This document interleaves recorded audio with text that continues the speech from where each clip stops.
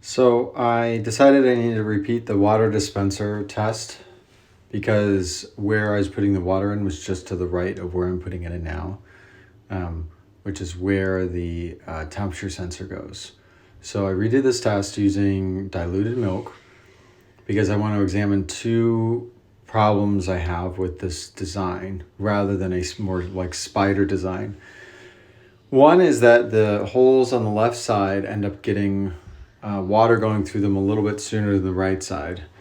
In a high pressure, high flow system, that might just be a transient problem, but it still causes a cascading problem in terms of the puck having channeling a little bit more on one side than the other. The other problem is that you have two streams of liquid that run into each other, and these are slow-mo videos, and I'm not trying to get really high pressures here, but when they run into each other, there will be turbulence. So here is, first a lower level liquid goes around and then ends up going on top. And they all hit the points around the same times, but there's a little bit of unevenness there. So that was actually a little less concerning than what I started to see later in these tests. And so I just pushed a little bit more, tried to put more milk through there, but you're starting to hit some like pressure issues. So this puck is sitting on top of a little piece of plastic so that the liquid can go right through. But here is an interesting point. An air bubble ends up inside of here.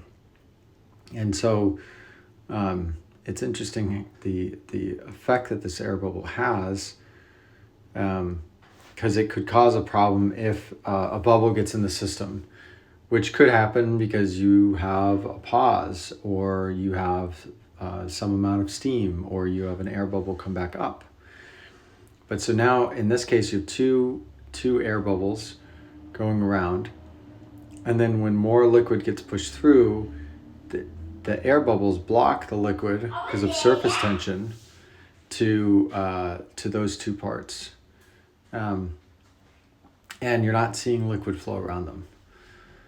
So I don't know if that's happening in the system at higher pressures. I don't have a test rig to design for that.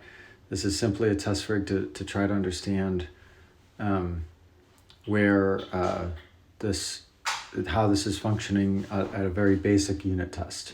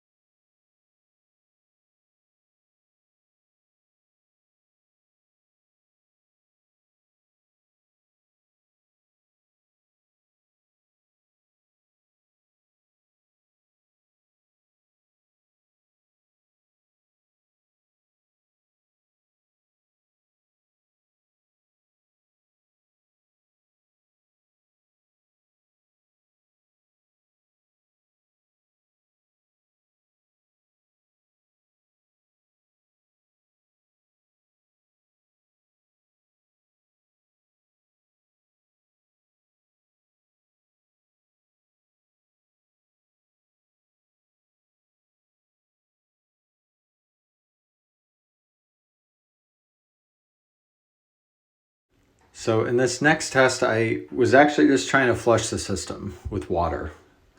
But what's interesting is because there's already a substrate in there, you can actually see where the water goes to first. And maybe it's because the air bubbles, but the water ends up going to the holes on the left first before the holes on the right, which again comes in the mind of, are there bubbles in the system that are causing problems?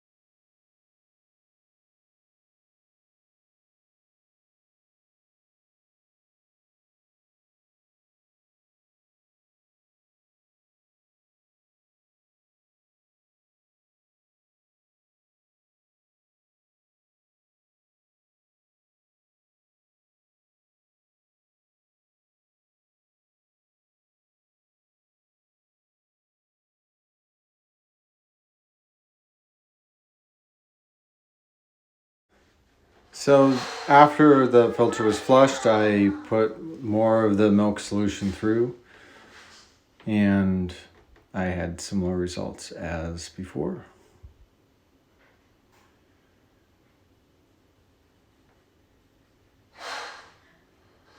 So we have a little bit of back pressure coming up because there's an air bubble in there that's kind of tricky, but so it goes around in the loop and then it goes in the left side.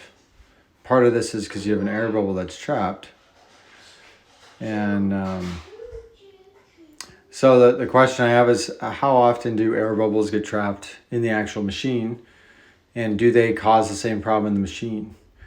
And if they do, would the same problem occur if you had a spider legs type design? Because I think with this design, when an air bubble gets trapped, if you push on it one way or the other, it doesn't necessarily force it to get out.